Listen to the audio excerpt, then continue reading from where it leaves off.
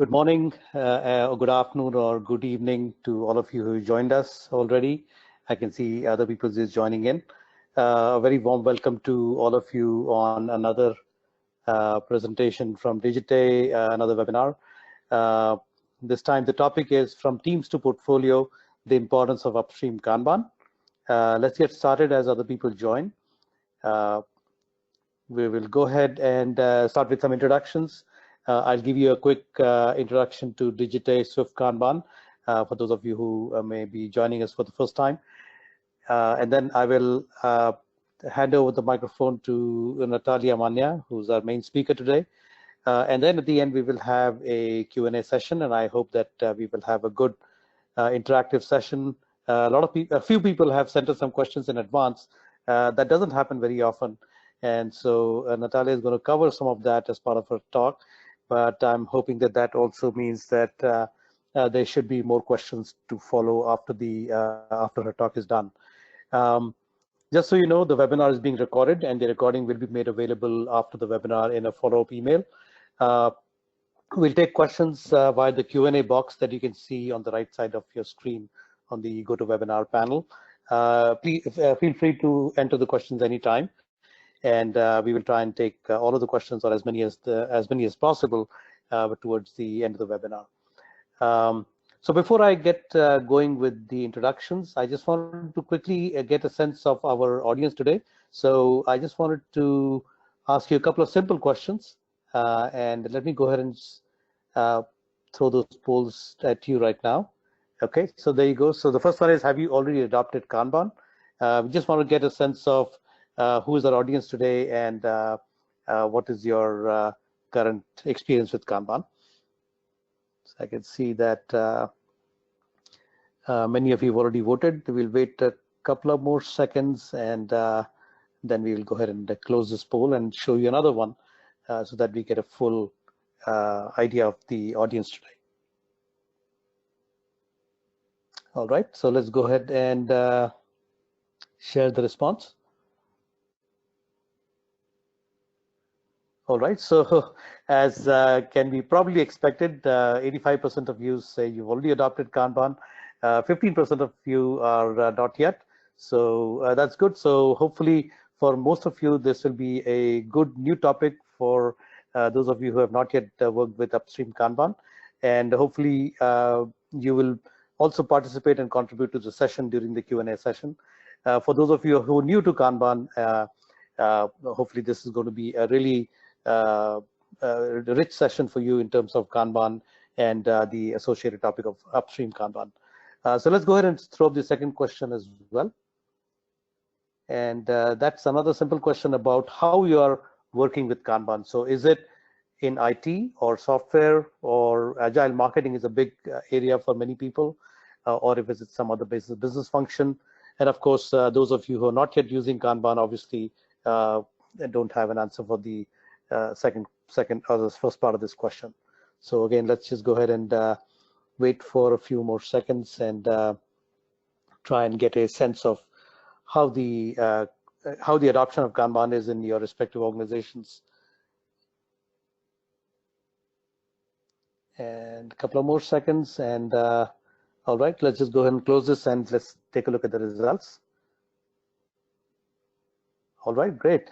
So as you can see, and as can be expected, IT and software are, of course, big areas where Agile in general and Kanban in particular have been adopted, which is also fairly representative of the people that we work with, our customers. Marketing and Agile marketing are a big topic for many folks who have been in that function, and Kanban is catching up there as well. Other business functions, I'm actually quite impressed to see 25% people in other business functions using Kanban. And although we don't have a question for it, I would love it if you could share in the comments or through questions. You can tell us what other business functions you're using Kanban for. And of course, we could probably also do a follow-up survey for you in terms of how you're using Kanban. So great. So let's close out the polls, and let's get back to our presentation. So I'm very thrilled to introduce our speaker for the day today, Natalia Manha. She's part of the lean portfolio governance at PagSeguro. My name is Mahesh Singh. I'm co-founder and Senior Vice President of Marketing at Digite. Very happy to be doing these webinars on a regular basis and meeting some really great people, both the presenters as well as the people in the audience. Natalia is a Kanban management professional, started her career at IBM in 2007 and worked in several areas of IT operations as part of her work there. In 2016, she was invited to participate in a very large project with about 1,500 people in Costa Rica, IBM Costa Rica, mentoring people in Kanban, using the static method to learn and be able to lead the work in Brazil. And with about 5,000 people totally, one of the largest projects for Kanban worldwide. And in fact, at one time, we were involved with it in a different capacity. I won't go into that story just now, but anyway, that's been one of the real sort of Kanban case studies, and I think we are really fortunate to have Natalia involved in that and working with us here for this webinar. Since 2018, she's supporting the lean portfolio governance in PagSeguro, which is a fintech company that provides products to disrupt financial services and is a getting to be a real case study in Agile for portfolio management in Brazil. So I will soon hand over the baton to Natalia. I'm just going to give you a quick word about Digite and Swift Kanban. We have been a pioneer in web-based collaborative products and solutions for a very long time. We're headquartered in Cupertino, California, which is, for some of you who might know, the home for Apple. And we consider Apple to be in our backyard, just down the road from us. We have nearly 1 million users around the world for our various products, which cover Lean Kanban, Agile Application Lifecycle Management, Project Portfolio Management, etc. And of course, Swift Kanban is our flagship Lean Kanban product. Our major usage tends to be in IT and DevOps, so rather software, IT and DevOps, as you also saw from that survey earlier.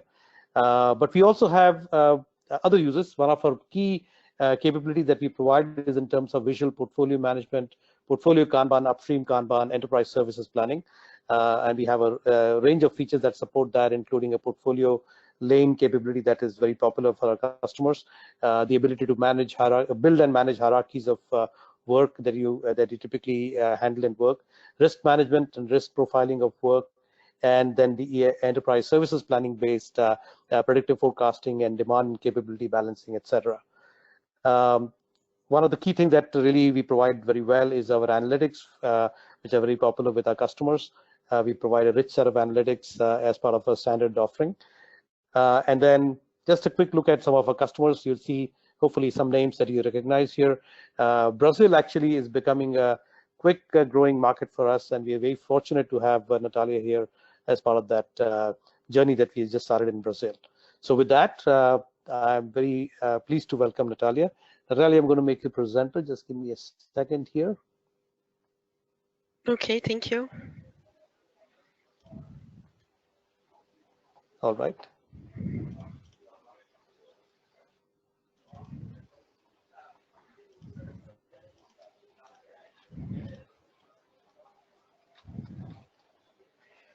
Okay, can you see my screen? Yes, I can. Perfect. Okay, thank you. So I will talk a little about Upstream Kanban today. I will talk about my experience helping teams discover Upstream in the teams that, as Mash said, I worked providing these workshops about Kanban and practices and principles, and we use in these workshops the steps from static, that's a system thinking approach to implementing Kanban. I will not talk about static today. I will talk about some challenges that we faced with these teams and why the upstream is important for them, and to discover also the portfolio on an organization level. So just an outline for today. I will make a Kanban overview just for if there's anyone that is not using this today. The challenge that we faced, back to the process, that's what we had to do when we did this work, and start where you are today. It's one of the principles from Kanban. And finally, what this all has to do with the portfolio. So talking a little about Kanban, as I said, it has a group of principles and practices that we use. And for change management, it's a good base of principles to start with what you do now.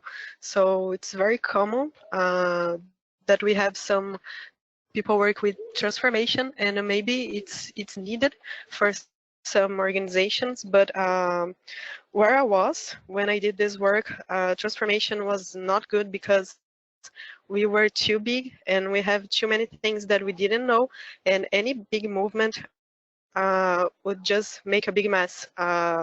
It was already a mess somehow, but the transformation would not help. So we needed to start with what we were doing and discover our process, our practices, and start growing from there.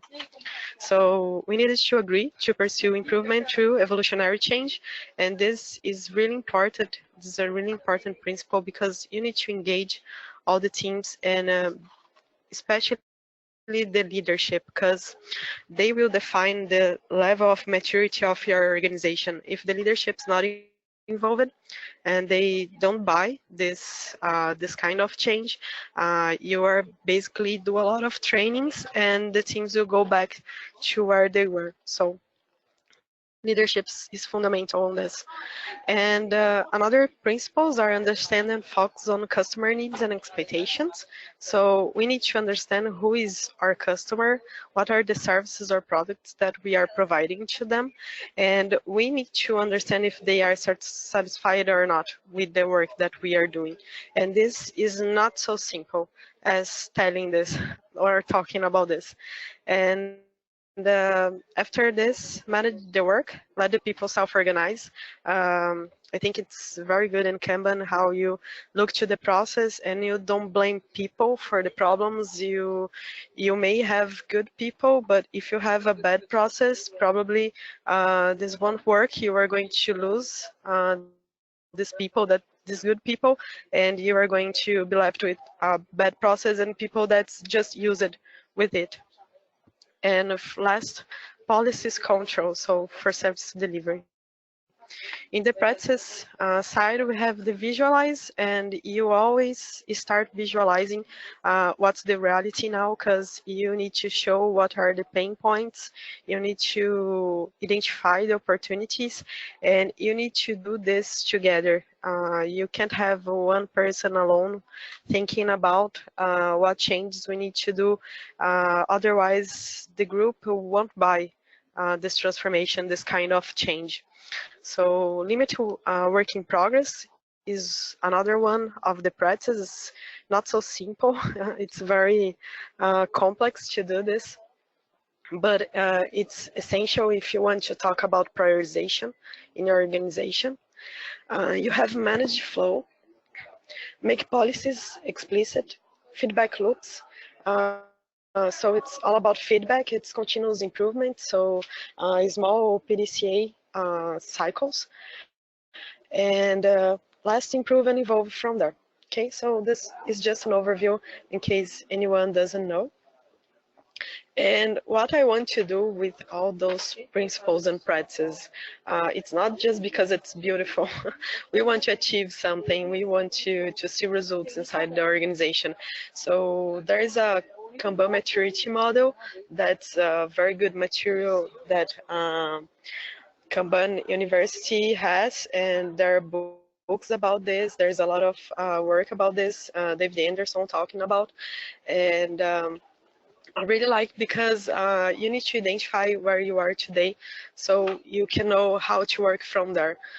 For example, I'm a person that work a lot of process and metrics, and for the experience I have, I work with this for years. But when I start with a new team or a new area in the organization, I need to understand if they are ready to know about metrics, if they are ready to talk about continuous improvement, look into numbers, because if they are not in a level that their processes are managed and they can understand these metrics, probably it won't help. So I need to just take a step back and understand in which level they are, if we need to go back and start to define the workflow, or if it's even we don't know what we are doing here, we don't know our mission, we don't know what we are delivering to our clients or who are our clients. So we are just spinning the wheel, and we can't stop to do continuous improvement. Maybe the organization is in this level, and it's very complex too, because you can have teams and areas in different levels, okay, inside an organization. And as I said, the leadership and these teams and areas are going to define which is the level of your organization. So you can't it's really hard to have a high maturity company if you have leadership and teams and areas that have a low maturity level. And how I start, knowing the principles, the practices, and knowing the maturity model, having like a roadmap of where I want to get with Kanban. What's the first step? Normally, we start with these static steps that doesn't need to be a workshop. I believe that's more as a coach tool that is a couple of steps for the system thinking approach. So you want to have a systemic view of the work you are doing, and you don't want to work on a team level, just seeing what the team is doing. You want to understand the organization as a whole system, a whole organism. So you need to start understanding the purpose of the system, the source of satisfaction, as I already mentioned, and then you start to analyze the demand, capability of the teams, model the knowledge discovery process, and so on. And the design Kanban system, it's one of the last steps, because the Kanban will provide visibility to your process, to your reality. The Kanban is not a tool to fix the problem. It's a tool to show what's happening. And the people are going to fix these problems. So it's a very interesting system to work with continuous improvement in an organization. And regarding this work I've done, and why I saw that upstream was a really important step, is that when we started this work with the static, the first step was to understand what makes the service fit for purpose. And the first step was already the first challenge to us, because when you go to a team and you ask them who's their client and what's the satisfaction, okay, you can have maybe companies where this is known, but at least the places I've worked, and I worked with compliance teams, I work with legal teams, I already work with human resources, and also infrastructure teams. So these teams are really far from the product, that they are far from the client that we are delivering at the end of our chain. So they normally don't know who is the client and what they are really delivering as some value to them. So the answer that we start to receive from the teams we were working was that their client was their manager. So they only knew what they were delivering is good or not because their manager were asking. So this was a problem to us to start understanding what was needed to improve in these teams. And this happens a lot because of this lack of a value chain understanding inside the organization. You have two big complex organizations, and for example, when I worked at IBM, we have, as you see, more than 40,000 people around the world working, and everything was doing, just a small piece of the work. And this small pieces needed to be connected by a project manager or someone. So we can try to make these pieces work as a whole product or a whole service to someone. And as you have just one person centralizing all these controls, the team didn't solve. They were just asked, I need to upgrade a database or I need to create a new server, but they didn't know why they need to do this. So create 100 new servers, to support these applications. But what were these applications doing? What was required from the client? If you have a specialist, a server specialist or a database specialist, or maybe a developer that is really good on his work, he can provide better solutions than just create the server or just upgrade the database. If he knows why he's doing this, you can have a really better solution, for your client. And you can use these people better because you don't want to have a specialist that is not satisfied inside your company because he's just pushing buttons and doing what people tell them to do. And another problem that we face with teams that don't understand how they how they can find themselves inside the organization is this kind of view that, okay, but if I get this the service metrics, our clients not satisfied with their work because it's taking so long to deliver to them. But okay, but our team do everything we are asked in just 15 minutes. So we are not the problem. The problem are the other areas, other teams that are taking too long. And you just have like this big shining car, but you are inside the traffic, and it doesn't matter if your team is delivering it very fast if you are not seeing the whole picture, the big picture of the organization. You just have a really shining car, but you have this process, these other teams and dependencies and any other stuff that it's preventing you the flow from this to be delivered to the client.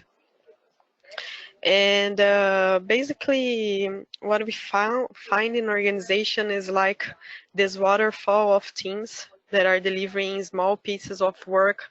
So for us to provide a better solution to the client, we have someone that will develop something, we will have someone that will configure the server and then the database.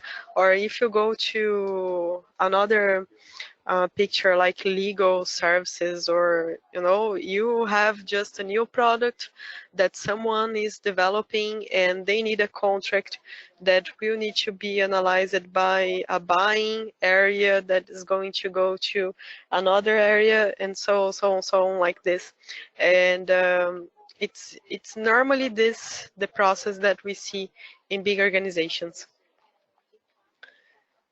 And when you have this waterfall, everything's a priority because we don't understand where this is coming from, who is asking this, why we need to do, what's the return that we will get with this. So everything that's asked is for yesterday, and we can't say no to anything because we don't have data, we don't have metrics to prove that we need to prioritize stuff, we need to select better the options so we can optimize the things that we are providing to our clients. And this is a big problem because this doesn't scale. This thing where you have several teams that deliver small pieces of things, they don't understand what is and which is the relation between them.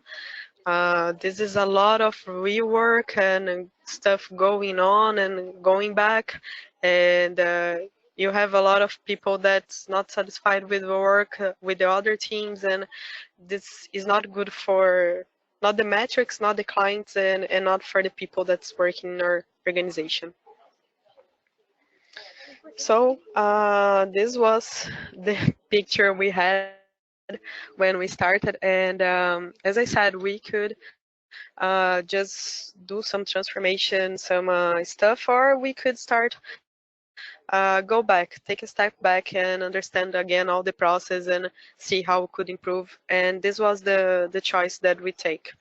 Not sure if it was the best. Maybe other people would go through a transformation and another, strategy, but we went to process and continuous improvement and tried to identify this upstream. To understand the process of the organization, I believe the teams need to take a step back too and see the whole picture first.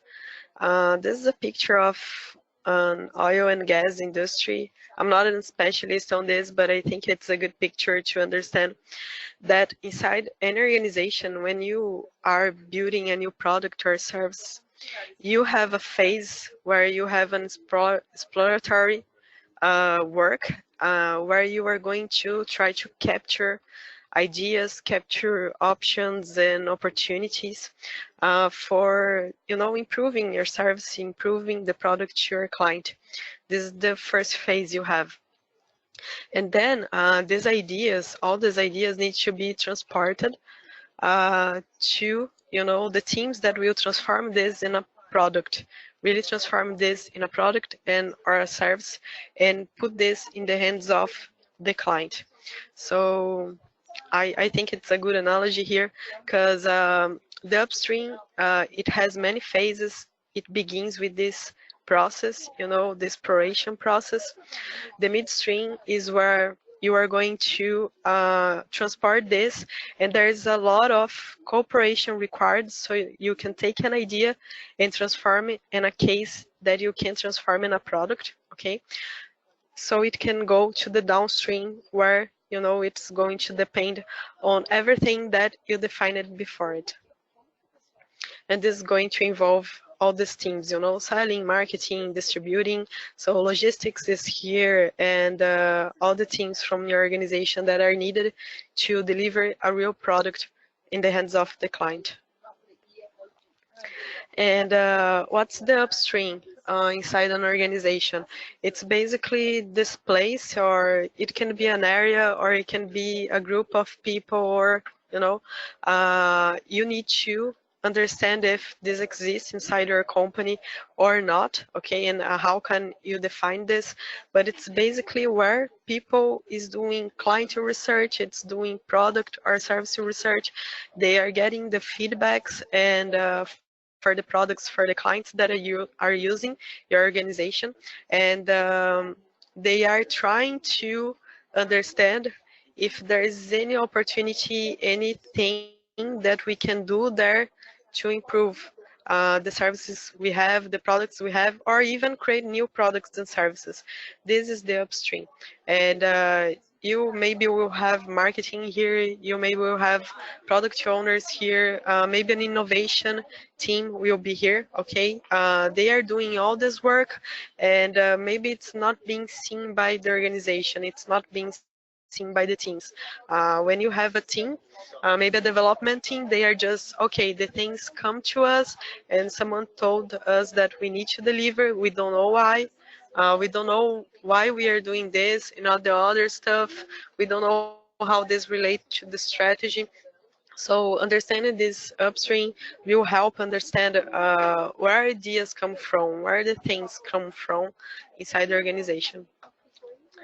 And this midstream is where you get this idea, and you are going to, as I said, transport this to the downstream so you can make it, transform it in a product.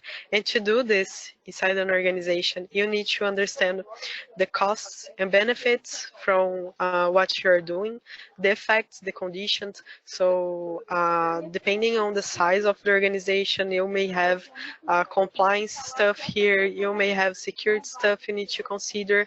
You need to have a lot of cooperation. As I said, you need to have all the areas involved here to build this business case, this product case, or what you call inside your organization. You need to have everyone involved to do this. And once you have this defined, so business case, the way we are going to do this, the channels we are going to use to deliver the service or product to our client, or once you have all this defined, then you are going to downstream. And as I said, the downstream is going to involve a lot of teams, and they need to be aligned. I believe this is the most important part of this. If we want to improve communication, bring visibility to the organization, and reduce the rework, reduce waste, dependencies, you need to have all these downstream teams aligned. Okay. And if everything goes well, you are going to be able to deliver this product or service to someone, okay, to a client. And this is when you are finished. You know that you completed the work. You know that you have your whole value chain. You can stop, mapping the process when you can see that, okay, the done is not put something in production. The done is having an outcome delivered to someone, and something that we can measure the results and compare these results to the things that we defined when we started this work.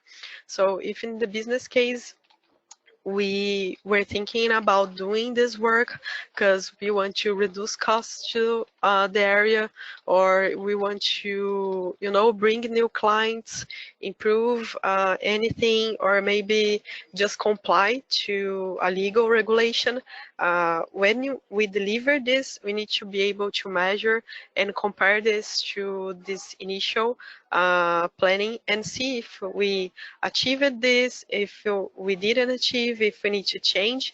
And that's okay, because when we are talking about agile, we are not talking about, I need to just finish in the right date with the right costs. I need to know also if I had an outcome and if I achieved what I expected as business results to our clients. And as you understand this, okay, how do I start doing this actually? We have an ideal world where we have all these teams, built as multidisciplinary teams inside maybe a Scrum team, where we have one people from each area delivering this together. Maybe this is the ideal world, but we have also the reality of the companies. So I normally, and all the times that I did this type of work with a team, I started where we were today. So I started the mapping. It's not something that should take too long, but if you take a development team, for example, and they are in this cycle where they don't know what they are doing this, some things that I saw that helped these teams was basically, okay, let me get the product owner or someone from the business side, and let's start mapping this from this process, this upstream process, and understand what's happening before you receive this in your backlog. So, okay, now you can start understanding what were the business needs, why they are taking these choices, why they are making these decisions, why something that was first prioritized was then changed, for example, in compliance areas, it's very common, and here in Brazil it happens a lot, that the laws just change and they take it too long to be defined. So sometimes the business see, oh, okay, we need some obligation, some legal requirement we need to attain, and it maybe will be due to the end of this month. But then, okay, it was not defined by the government, so we need to reprioritize and we need to start something else, and then we need to take another path, another decision. And normally the teams, development teams, and the other teams don't see this happening. When this come to them, it's just, okay, just stop what you're doing and start this something else. And then when you need to go back to what was it's prioritized, you just need, okay, now you need to deliver this to tomorrow. And they say, why, why we stop at this if we would need to start again and then delivering too fast, we need more time to think about it, we need more time to understand. If they have this whole understanding of how this kind of decisions are done in the upstream, this help them in the downstream to make better decisions too, and then they can plan and they can try to maybe experiment some technical stuff to be more prepared when this law is defined and things like this. And also, there's the other side of the process after deploy. That's okay, I put it in production and I need to understand how this is being consumed by our clients. So I also need to talk maybe with the product owner, maybe with the business owner, maybe with the, maybe you have a service delivery manager in your organization. It will vary a lot, but you need to talk to these people and try to understand this so you can have the big picture. As soon as you have this process mapped, I believe the big opportunity is to start measuring the lead time and the customer lead time, because it's not, my team delivers in 15 minutes. It's how long does it take from we have a necessity, we have an idea, we have something that needs to be an obligation to attend. How long is it taking from this point so until we can deliver this to our client? If we know how long we usually take with this inside our organization, we can plan to start, especially when you have a fixed date projects. If you need to, deliver at the end of the month, when do I need to start? You can start taking decisions like this, so you can prioritize your work, and you can, use this commitment point to know, okay, from this time when I start this work, okay, I need to do whatever it takes so I can complete it. Because at this point, the commitment point, I already know how long I will need to complete this work. I already have all the information regarding the return of investment we expect with this. So if I start to do this and I stop, I'm going to invalidate all the model I have done in this option side. So if I'm going to take more time, if I'm not going to deliver the value that was expected, talking about financial results and customer satisfaction, then I need to get this work back to the pool of ideas and I need to think about it again. I need to validate if this model is still valid for us, if the return is still consistent. So we can choose again, we can commit again to do this, and then this is going to go to the downstream. And I believe this is when we can start talking about prioritization.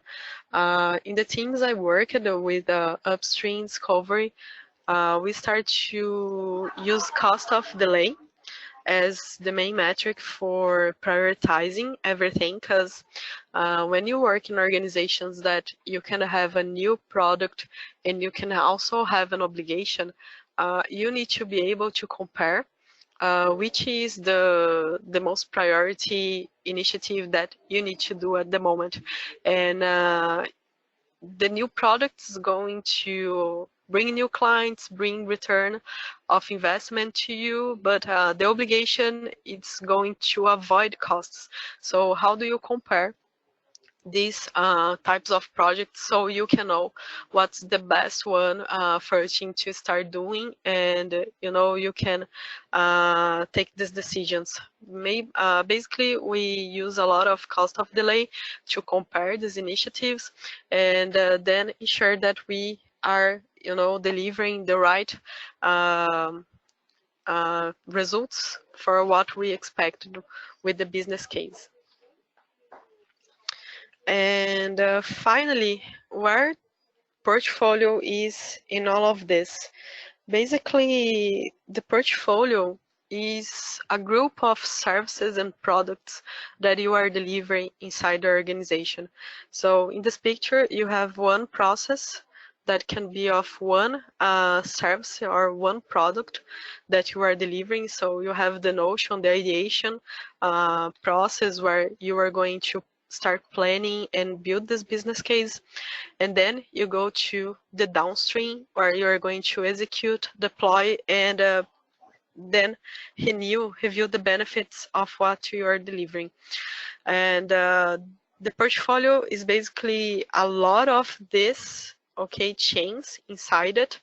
And at the portfolio level, you want to ensure your organization is signing off the right projects from the ideas that you are having, the best ones that we can start making a concept and plan, okay? And as soon as we have the business cases, you want to ensure that the best business cases, so the ones that will bring more return are the ones that are an obligation.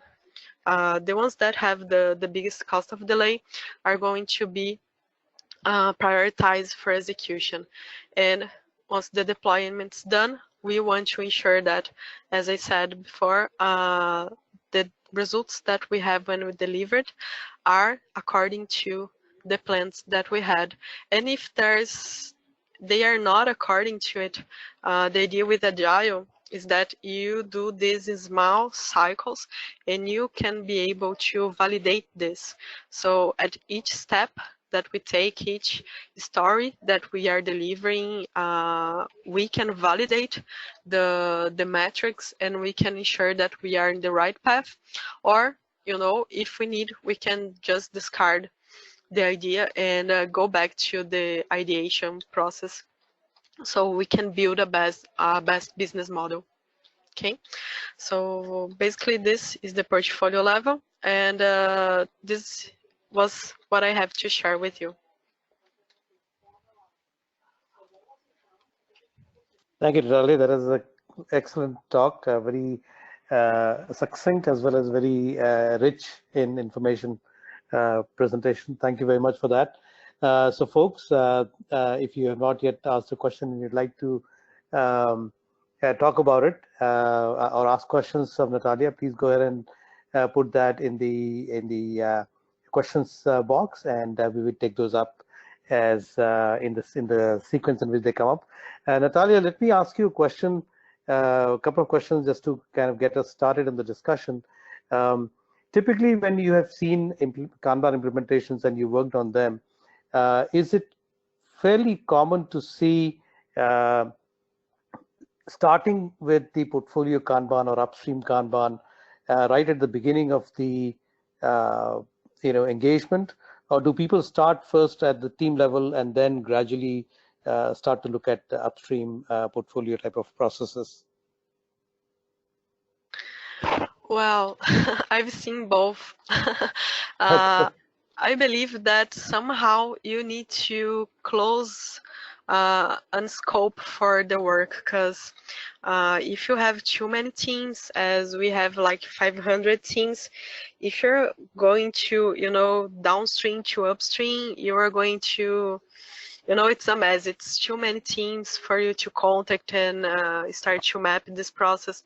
So if you have, as I said, if you can identify some service delivery manager or some product manager, maybe, you can understand what we are delivering and then close the scope so we can see which teams are delivering this product or service, and then you start to map the process with these teams. I think it helps a lot, because it's very hard to do a discovery with 500 teams. You start from each team and talking to one and another, because the teams may be attending different clients, different products, and it's very complex. Right. I think in our experience, we've seen that like you said, that it can start both ways. One where the team level adoption of Kanban takes place, and then gradually things sort of move upwards and leftwards. But we have worked more recently with organizations that are very focused on alignment from the portfolio and program level down to the team levels, and so therefore they have really gone about it in a much more organized manner. Let me go ahead and get a couple of audience questions. I think we are very fortunate to have one of the, I would say probably one of the original authors of the Upstream Kanban and Customer Kanban, Patrick Stewart. And let me go ahead and ask a question or two from him. Patrick, firstly, welcome to the webinar. Thank you for joining. So Patrick's question is, he says he loves your explanation of upstream, midstream, and downstream. How do you see these different parts of the end-to-end value stream that have different characteristics? For example, what is different about managing options versus managing work? Not sure if I understand the question. Managing options and managing work, I don't know, regarding metrics. Well, I guess I suppose Patrick, you could probably let me see if I can actually bring you in, and you could probably talk on the conference that you. Yes, because it's a very common question when we talk upstream, downstream. They asked how I measure upstream, because when you have downstream, you normally look to time to market, for example, and in the upstream, you are not actually looking to this because you want to have as many options as possible, so you can ensure you are selecting the ones that will bring the most return for you. But also, we don't want to have a mess in the upstream. We don't want to have rework and lost work in the upstream too. Yeah, absolutely. Patrick, you're unmuted. Maybe you want to comment on that and maybe ask something more. Hi, Mahesh. Hi, how are you? Yeah, good. Yeah, so I tend to go at great lengths to explain how upstream is different from downstream. In terms of downstream, managing work means that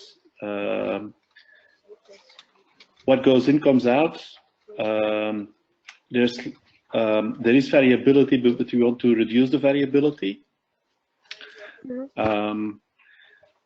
You manage work, so you want to reduce the number of external dependencies. So you want it to be a smooth flow. At the same time, on the upstream, you manage options. So you might expect much more variability. You might expect much more fluctuation. You might expect much more uncertainty, dependencies on external. And I was just wondering whether you recognize that, and which techniques do you use to manage that difference? Yes, we recognize this, and I believe that you are a better person to tell about this for me, because I don't actually have you know, a well-defined process in the upstream. Because what happens, as I said, you can have ideas coming from everywhere, and we have these teams like marketing that's researching the clients and the products and looking for these opportunities. We can have an innovation teams that is also doing this. We have data science teams that are working also to look at the data, the metrics, to look for these opportunities. Here, what we do is that all these ideas, these options, are aligned with a product owner. Okay, and he's the one that's going to get all these insights, these inputs, and he's going to select them accordingly to the strategy of our company and do this transportation, you know, build the business cases to get this to the downstream. And then in the downstream, we are going to look closely at the metrics and, as you said, to remove dependencies, wastes, and other stuff. Yeah, and so what you're describing is a process. Just like you have a process downstream, you have a process upstream, or a knowledge discovery process. Downstream, we apply WIP limits. So that's the essence of Kanban. And so as WIP limits as a way of enabling flow in the downstream. So yes, you have a process on the upstream also, but then the question is, what techniques do you use to ensure at all times you have sufficient options ready for your downstream so that you create an end-to-end flow? Yes, I have an example of a team that he has a WIP limit defined to the team, and I believe the best way to define the WIP limits is looking to the metrics, the CFD, and finding the sweet spot for you, you know, the one that you are receiving the work and you are delivering it in a timely manner. And what they do is that in the option side, it has a maximum and minimal option, you know, so they don't have what we call the starvation in the backlog. So there is a maximum of 3 ideas and a minimum of 1. Not sure. Each team, each area defines this as they want, and I believe it's this: the maximum 3, the minimum 1. When there's just 1, then we need to go and find new ideas, new things, hypotheses, so we can test and ensure that we are in the right track. Okay. So, all right. Let's stop here. Let me go take a couple of other questions. Thank you so much for Thank you, Mahesh. Yeah, absolutely. Great presentation, Natalia. Thank you very much. Glad that you're participating. Thanks, Patrick. So a couple of questions that came up specifically on your presentation, Natalia. One was you talked about the priorities matrix. Alison wants to know if there's something that somewhere that she could read more about it. Is there some reference that you can provide for the priorities matrix? Oh, there's a lot of, you know, stuff in the Kanban community. I usually go after the materials from Patrick and David and Alexei, and also metrics, especially from, the name is slipped, but I just go after this, the things in the internet. Okay, so maybe Alison, we could probably send you some references offline. I'm also really happy to see my good friend Vicky Thompson. She's also based in Sao Paulo. So Vicky's questions, a couple of them. Firstly, do you use iterations and releases at program and/or delivery level?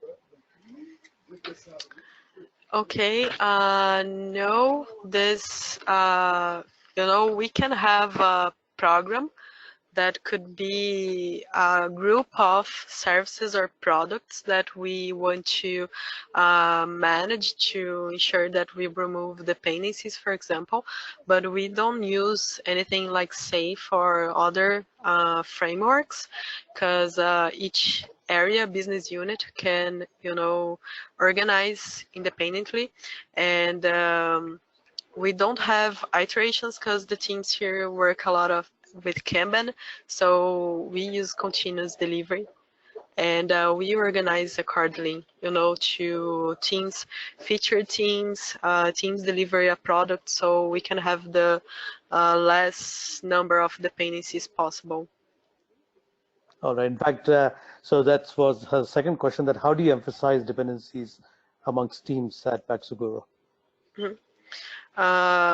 I'm the dependency crazy. When I see one, I want to remove it.